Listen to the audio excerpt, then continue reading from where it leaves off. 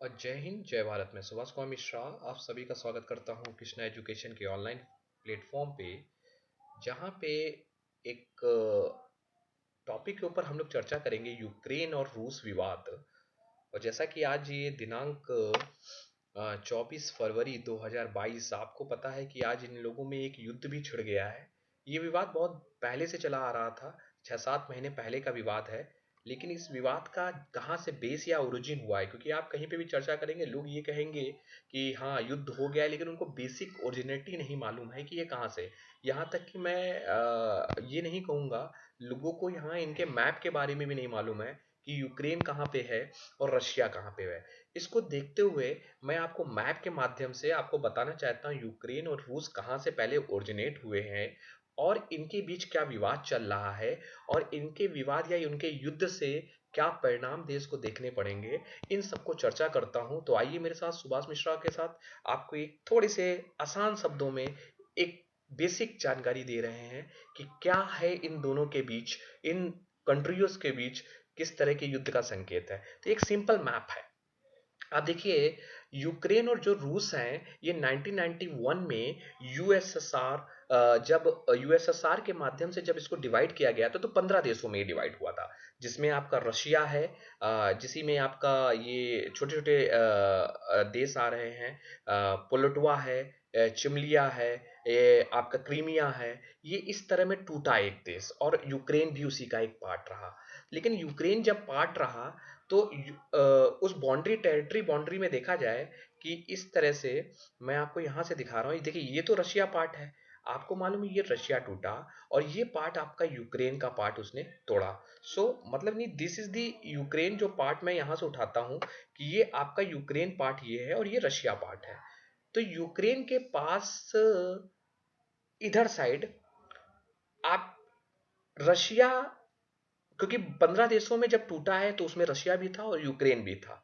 तो इन 15 देशों में क्या हुआ कि यूक्रेन को यूरोप की कुछ कंट्रियों को के साथ भी ये रहा। यूरोप की कंट्रियां आपके इधर साइड जो कंट्रियों से कुछ घिरा रहा, और रशिया के भी एक कोने में ये इस तरह अटका रहा। अब रीजन क्या है कि विवाद का क्या कारण है। देखिए, रशिया ने इसके एक छोटे से पार्ट, ये देखिए छोटा सा, ये नीचे आपको नक्शा दिख रहा है, इसको कहते हैं क्रीमिया। इस क्रीमिया को पहले ही इसने क्या कर लिया था, इसको अपने कब्जे में कर लिया था। जब इसने क्रीमिया को इसको कब्जे में किया था तो ये बात थी 2014 की। 2014 में इसने क्रीमिया पर कब्जा कर लिया था।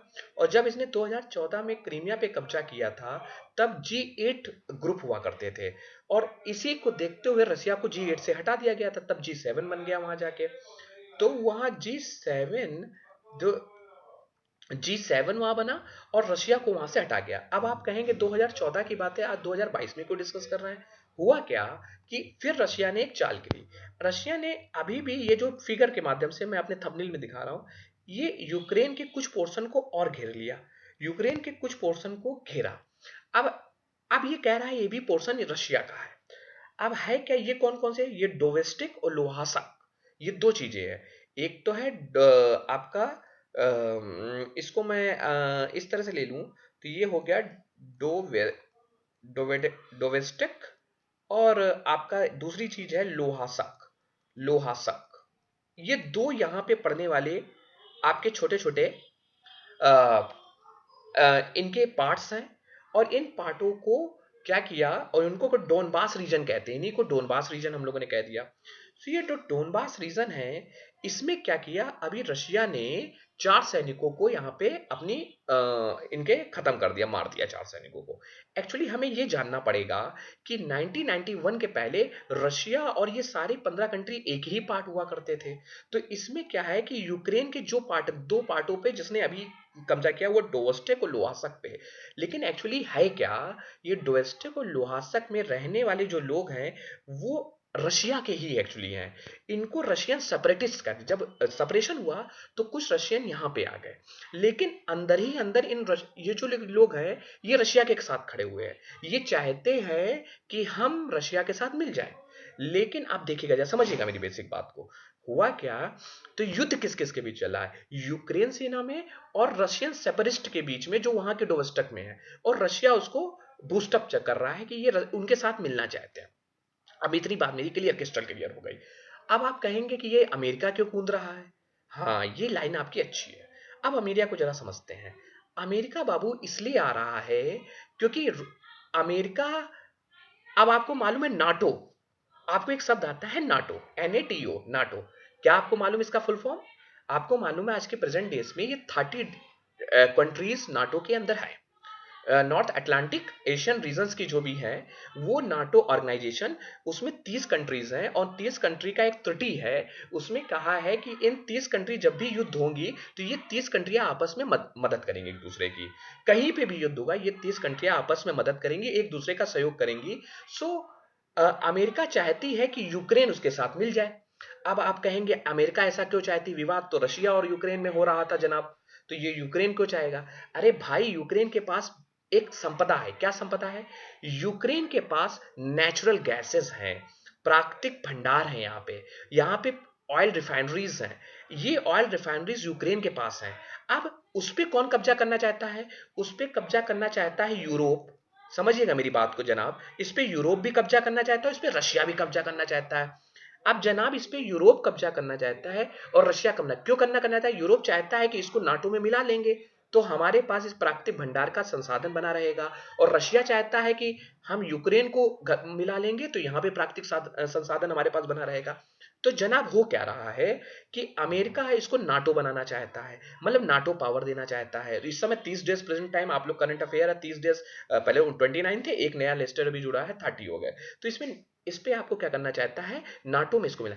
आप देखिएगा ये नाटो में चला जाएगा तो नाटो में इसके जाने से ही कि इसकी पूरी सेना, इसकी सेना 36 हजार के ऊपर आसपास हो जाएगी, उसकी 12,000 है।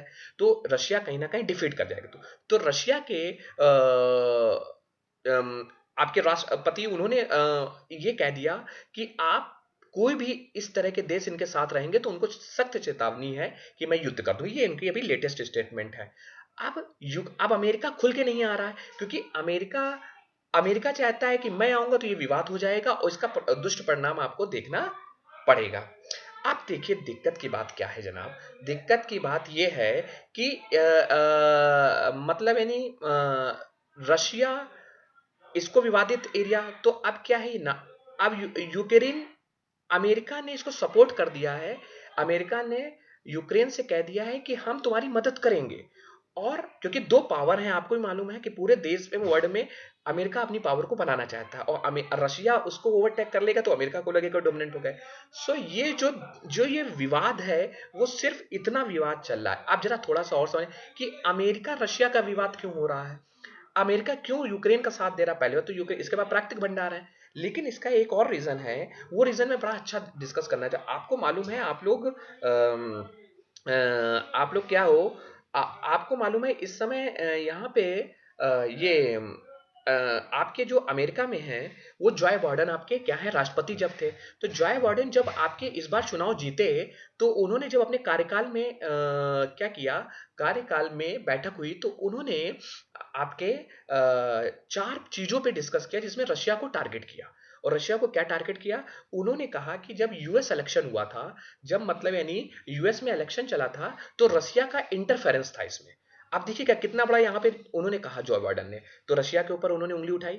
दूसरी चीज उन्होंने कहा कि सोलर विंड अटैक कराया, जो अभी लेटेस्ट टॉपिक था, सोलर विंड अटैक कराया। तीसरी चीज था, इन्होंने ये भी कहा कि अफगानिस्तान में जो आपके हमले हुए थे उसमें जो सेना लगी हुई थी यूएस की, उसके रिपोर्टर्स मतलब वहां पे उन्होंने उसकी गुप्त सूचना थी। तीसरा एक और बढ़िया जो था, इसमें अलेक्सी नेवेली, इनके यहाँ के एक वो थे जो पार्टी को लीड करते थे, पार्टी को डेमोक्रेसी के बारे में या अपने सब उनके अपोजिशन को पॉइजन जहर देने की बात की। ये 4 ब्लेम रशिया ने लगाए। अब रशिया ने ये ब्लेम लगाया तो ये सिद्ध हो गया कि जॉय बाइडेन लड़ना चाहते थे वहां पे, और जॉय बाइडेन रशिया के ऊपर मतलब नहीं, रशिया के ऊपर एक एलिगेशन लगाना चाहते। उस एलिगेशन को यूक्रेन के साथ इसलिए रशिया, लेकिन रशिया ने यह कह दिया है कि